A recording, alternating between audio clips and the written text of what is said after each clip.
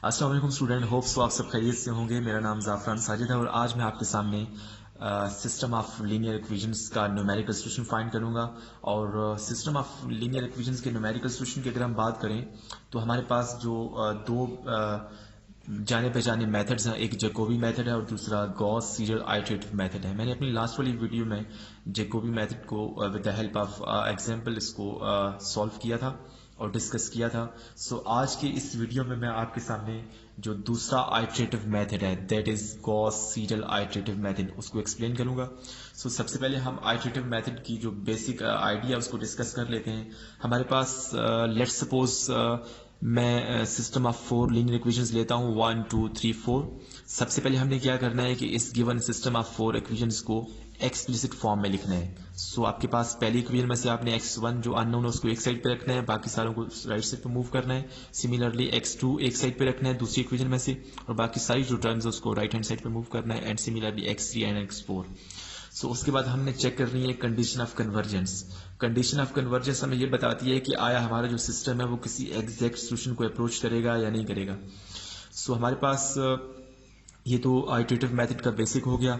और दूसरी एक बात तो ये भी है कि हमारे पास जब किसी भी सिस्टम ऑफ लीनियर इक्वेशन के न्यूमेरिकल सॉल्यूशन को जब हम फाइंड करते हैं तो उसके लिए जो हमारे पास पहली आइटरेशन होती है या जो पहला हमारे पास first estimate of numerical solution होता है, अगर वो गिवन नहीं होगा तो हम उसको जीरो सपोज कर लेंगे एज अ ट्रिवियल सॉल्यूशन। सो आज हम डिस्कस करते हैं गॉस सीडल आइटरेटिव मेथड। हमारे पास जो गॉस सीडल आइटरेटिव मेथड है ये एक ऐसा मेथड है जिसके जरिए हम नॉन लीनियर इक्वेशंस के सिस्टम को सॉल्व करते हैं और न्यूमेरिकल सॉल्यूशन फाइंड करते हैं। सो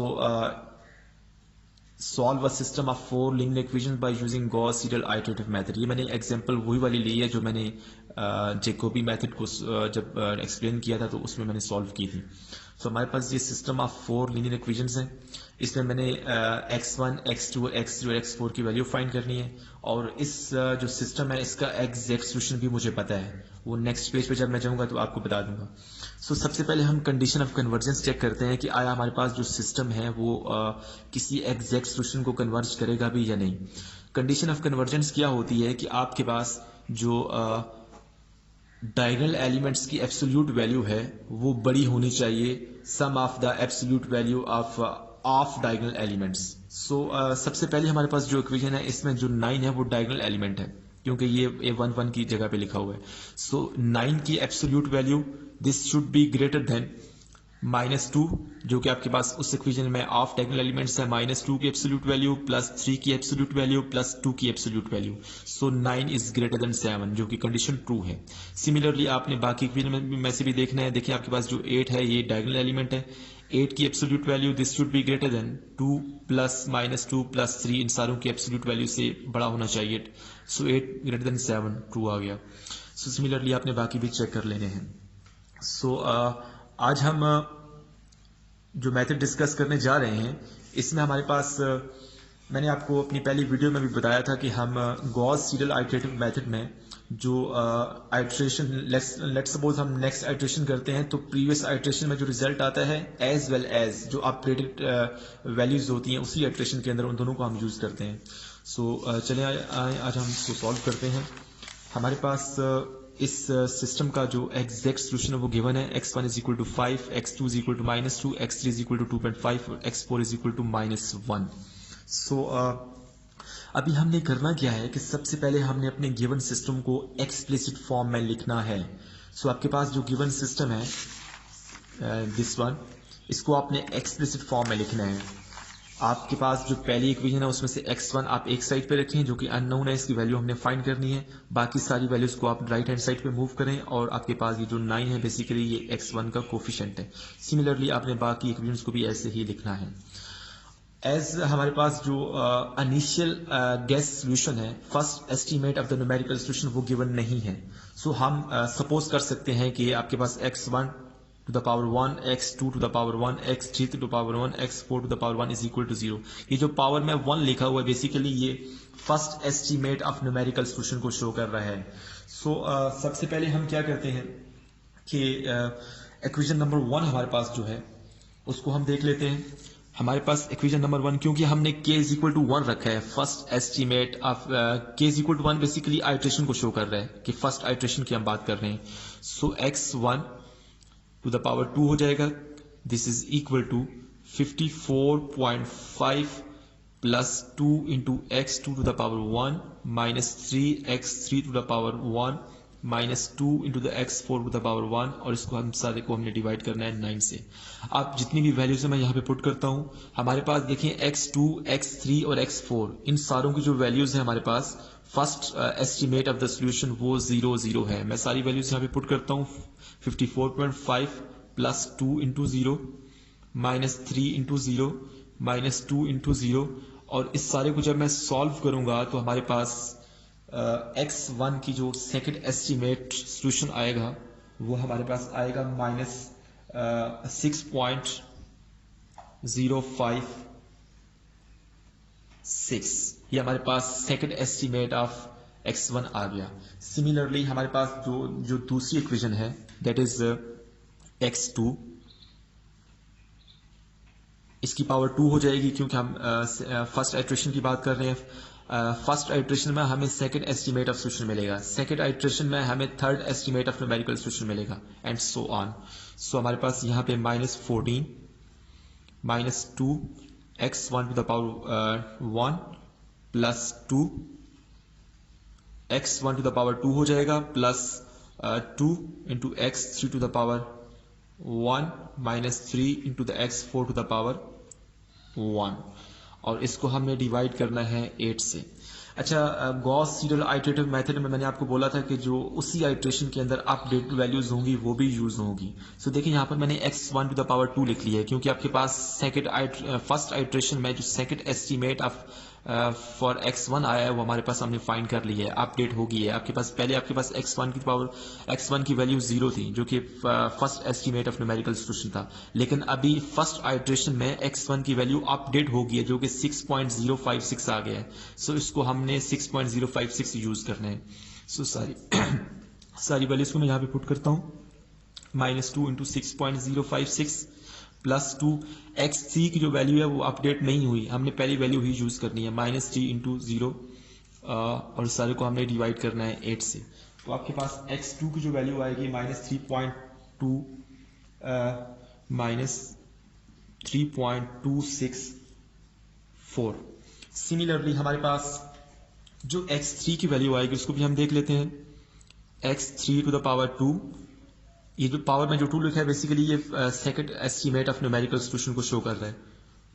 12.5 प्लस 3x1 2 माइनस 2x2 और प्लस 4x4 1. आपके पास ये x1 और x2 इन दोनों की वैल्यू अपडेट हो गई है तो हम अपडेटेड वैल्यूज यूज करेंगे.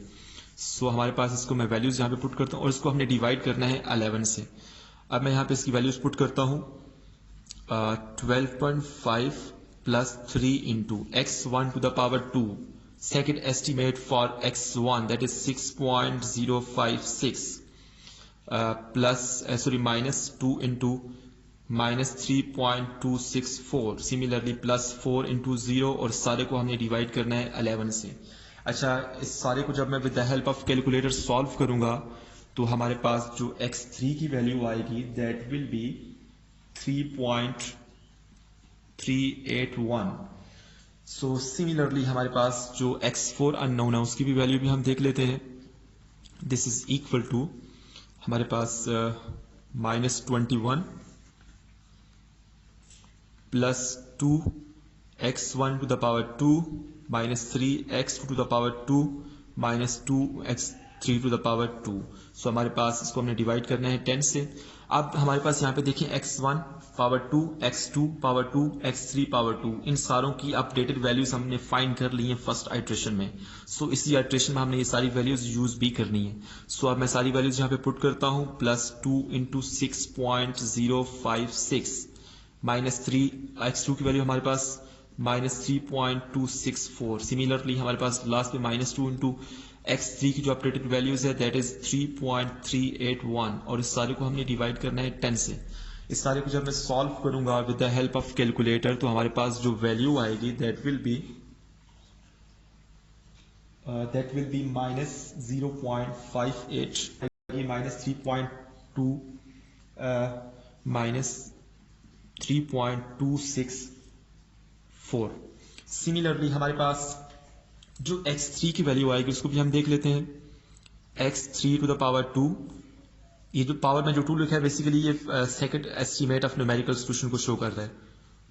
12.5 प्लस 3x1 2 माइनस 2x2 और प्लस 4x4 1। आपके पास ये x1 और x2 इन दोनों की वैल्यू अपडेट हो गई है, तो हम अपडेटेड वैल्यूज यूज करेंगे। सो हमारे पास इसको मैं वैल्यूज यहाँ पे पुट करता हूँ और इसको हमने डिवाइड करना है 11 से। अब मैं यहाँ पे इसकी वैल्यूज पुट करता हूँ। 12.5 plus 3 into x1 to the power 2, second estimate for x1 that is 6.056 minus 2 into minus 3.264, similarly plus 4 into 0 और सारे को हमने डिवाइड करना है 11 से। अच्छा, इस सारे को जब मैं with the help of calculator solve करूंगा तो हमारे पास जो x3 की वैल्यू आएगी that will be 3.381। So similarly हमारे पास जो x4 अननोन है उसकी भी वैल्यू भी हम देख लेते हैं।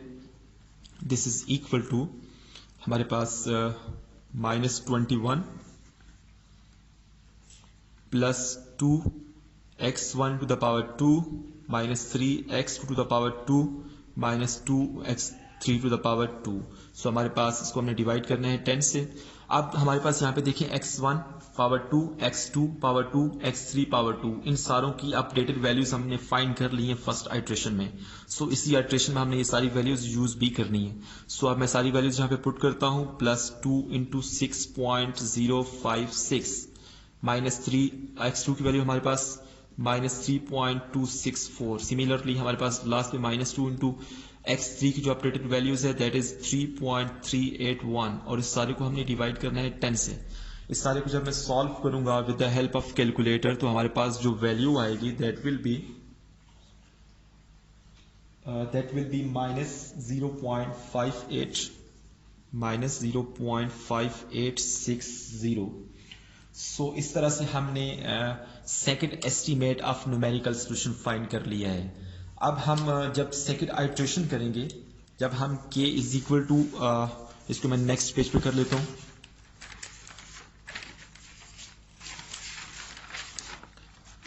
जब हमारे पास k इज इक्वल टू 2 आएगा, k is equal to 2, basically ये सेकंड आइट्रेशन को शो कर रहा है। जब हम सेकंड आइट्रेशन की बात करते हैं तो ऑफ कोर्स जो इससे पहली वाली आइट्रेशन होगी फर्स्ट आइट्रेशन, उसके रिजल्ट्स को हम यूज करेंगे एज वेल एज जो अपडेटेड वैल्यूज होंगी हम उसको भी यूज करेंगे, क्योंकि गॉस सीडल आइट्रेटिव मेथड में हम प्रीवियस आइट्रेशन के रिजल्ट्स को भी यूज करते हैं और जो उसी आइट्रेशन के अंदर अपडेटेड वैल्यूज होती हैं हम उसको भी यूज करते हैं। सो देखें जरा, हमारे पास यहाँ पे x1 की जो वैल्यू आएगी x1 this is equal to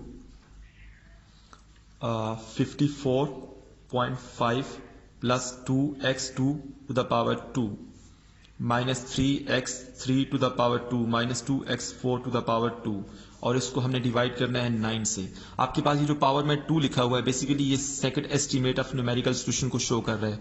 सो अब मैं सारी वैल्यूज यहाँ पे पुट करता हूँ। प्लस 2 इंटू x2 की वैल्यू हमारे पास माइनस 3.264 थे, माइनस 3x3 की वैल्यू हमारे पास 3.381 थी, माइनस 2 इंटू x4 की वैल्यू हमारे पास जो सेकंड एस्टीमेट था माइनस 0.5860 था और इस सारे को जब हम डिवाइड करेंगे 9 से तो हमारे पास जो वैल्यू आएगी ये हमारे पास x1 की पावर यहाँ पे 3 हो जाएगा, क्योंकि हम थर्ड एस्टीमेट फाइंड करेंगे ना जब हम सेकंड आइट्रेशन में जाएंगे। सो हमारे पास जो वैल्यू यहाँ पे आती है दैट विल बी 4.333।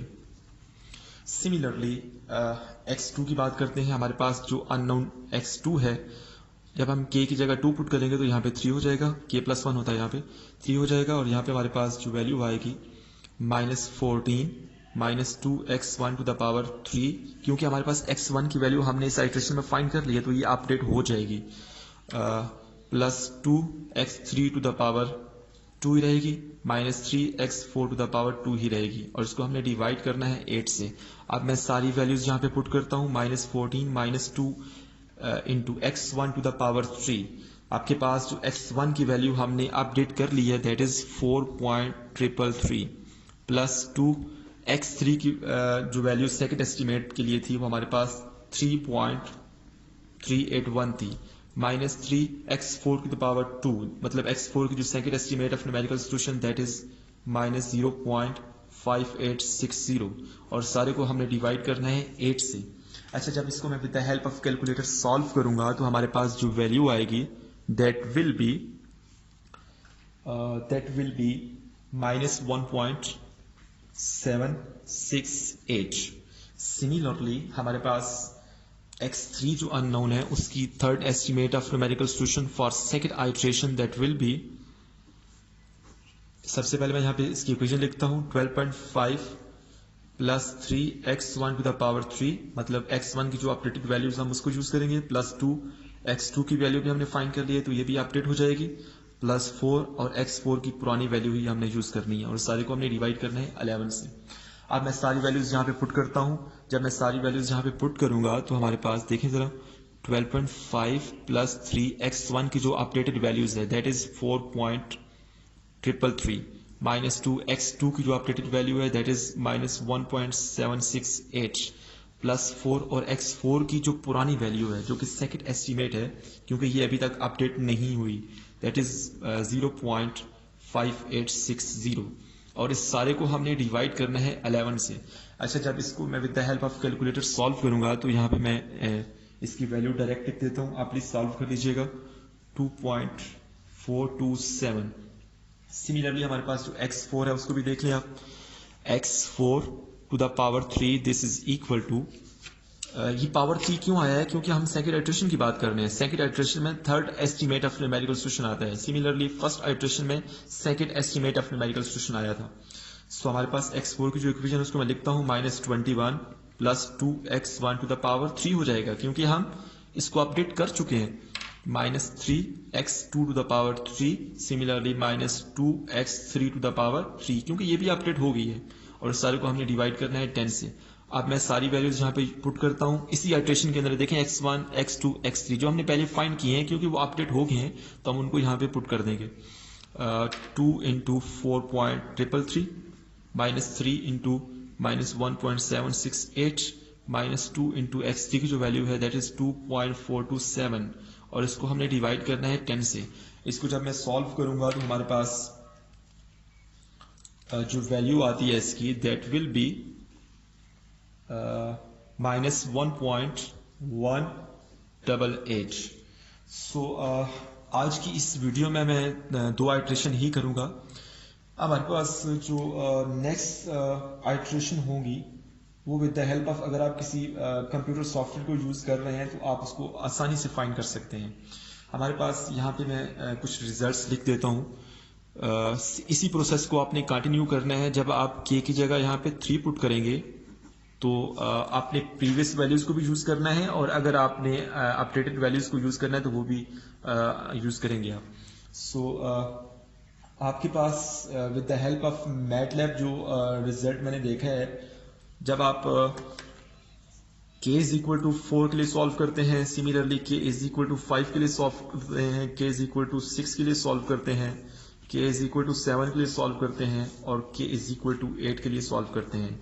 आपके पास ये जो k इज इक्वल टू 8 के रिजल्ट्स हैं उसको यहाँ पे मैं मेंशन करता हूँ, x1 to the power 9 this is equal to, हमारे पास यहाँ पे 5.0012 आता है, और आपके पास x2 जो अननोन है उसकी जो 9th estimate of numerical solution है दैट इज -2.00040, और x3 to the power 9 this is equal to 2.50031, और similarly x4 to the power 9 this is equal to -0.9 into 2। आपके पास जो एग्जैक्ट सॉल्यूशन था उसको भी हम देख लेते हैं। देखिए हमारे पास जो एग्जैक्ट सॉल्यूशन में x1 की वैल्यू है दैट इज 5, सो हमने जब ये सारी आइट्रेशन की हैं, या बेशक मैनुअली कर भी सकते हैं, या अगर आपके पास मैटलैब का सेटअप है तो आप इसको विद इन अ सेकंड इसको आप सॉल्व कर सकते हैं। बस आपको वो कमांड्स याद होनी चाहिए, आपको वो पूरा एक जो प्रोसेस है वो पता होना चाहिए। सो यहाँ पे हमारे पास 8th आइट्रेशन में जो 9th एस्टिमेट ऑफ वैल्यू आई है वो x1 इज इक्वल टू 5.00012 आया है, जो कि एग्जैक्ट सोल्यूशन के बहुत करीब है। सिमिलरली हमारे पास जो x2 हमारे पास एग्जैक्ट सोल्यूशन में था वो -2 था, और यहाँ पर हमारे पास जो 8th आइट्रेशन में x2 की वैल्यू आई है वो -2.00040 आ गया। सिमिलरली हमारे पास बहुत करीब है, बाकी भी ऐसे ही है। सो हमने अपना आइट्रेशन प्रोसेस कहाँ पे स्टॉप करना है, ये भी एक बहुत इंपॉर्टेंट क्वेश्चन है। हमारे पास जो एस्टिमेटेड रिलेटिव एरर होता है उसको भी हम देख लेते हैं। हमारे पास जब भी आपके पास एस्टिमेटेड रिलेटिव एरर जो है वो उस क्राइटेरिया को मीट करता है तो हम अपना जो आइट्रेशन का प्रोसेस है उसको स्टॉप कर सकते हैं। अब आपके पास ये जो एस्टिमेटेड रिलेटिव एरर है ये क्या होता है बेसिकली, इसको मैं यहाँ पे डिस्कस करता हूँ। एस्टिमेटेड रिलेटिव एरर, एक आपके पास होता है true error. True error basically the difference between exact solution and the numerical solution. जो हमारे पास एस्टिमेटेड रिलेटिव एरर होता है that is basically xi k plus 1 minus xi k divided by xi to the power k। इसकी जो absolute value है वो less than होनी चाहिए एप्सिलॉन नॉट से। ये जो बेसिकली आपके पास for i is equal to 1 2 3 up to n जितनी भी आइट्रेशन आपने करनी है, ये आपके पास जो एप्सिलॉन नॉट होता है बेसिकली ये बहुत ही छोटा एक नंबर होता है। जीरो से बड़ा होता है हमारे पास, जीरो से बड़ा होता है लेकिन बहुत ही छोटा होता है ये, और 0.00 समथिंग आप इसको सेट कर सकते हैं अपने किसी भी क्वेश्चन में। सो आपके पास देखें हर आइट्रेशन का जो रिजल्ट है, हर आइट्रेशन का जो रिजल्ट है अगर उनका जो डिफरेंस है, लेट्स सपोज आपके पास 8th आइट्रेशन और जो 9th आइट्रेशन है उन दोनों में जो xi की, x1 की, x2 की, x3 की, x4 की जो वैल्यूज का डिफरेंस है, अगर उनका डिफरेंस लें और उसको डिवाइड करें xi जो आपके पास लेट्स सपोज जो 8th आइट्रेशन है उससे, तो आपके पास इसको आप यहाँ पे देख लें बेशक। लेट्स सपोज आप k रखते हैं यहाँ पे 8, पुट करें यहाँ पे 8 और xi to the power 9 हो जाएगा minus xi to the power 8 divided by xi to the power 8। इसकी जो एब्सोल्यूट वैल्यू है वो लेस देन होनी चाहिए एप्सिलॉन नॉट से, और लेट आपके पास जो एप्सिलॉन नॉट है वो 0.01 है। तो आपके पास जब ये आपके पास कंडीशन ट्रू होगी तो आपके पास इनडायरेक्टली जो कंप्यूटर होगा वो आपके प्रोग्राम को, आपके जो सेटअप होगा उसको रोक देगा, क्योंकि वो जो क्राइटेरिया है वो एग्जैक्ट सॉल्यूशन और न्यूमेरिकल सॉल्यूशन के दरमियान बहुत ही नेग्लेक्टेबल डिफरेंस है जिसको हम नेग्लेक्ट कर सकते हैं। सो इस वजह से हमारे पास ये आइट्रेशन का प्रोसेस स्टॉप हो जाएगा। आई होप सो आपको ये वीडियो पसंद आई है। Thank you so much for watching my video. अगर किसी को भी कहीं से भी कोई प्रॉब्लम हो, कोई एक स्टेप समझ ना आया हो तो काइंडली कमेंट बॉक्स में कमेंट करें, आई विल रिप्लाई इंशाल्लाह। Thank you so much.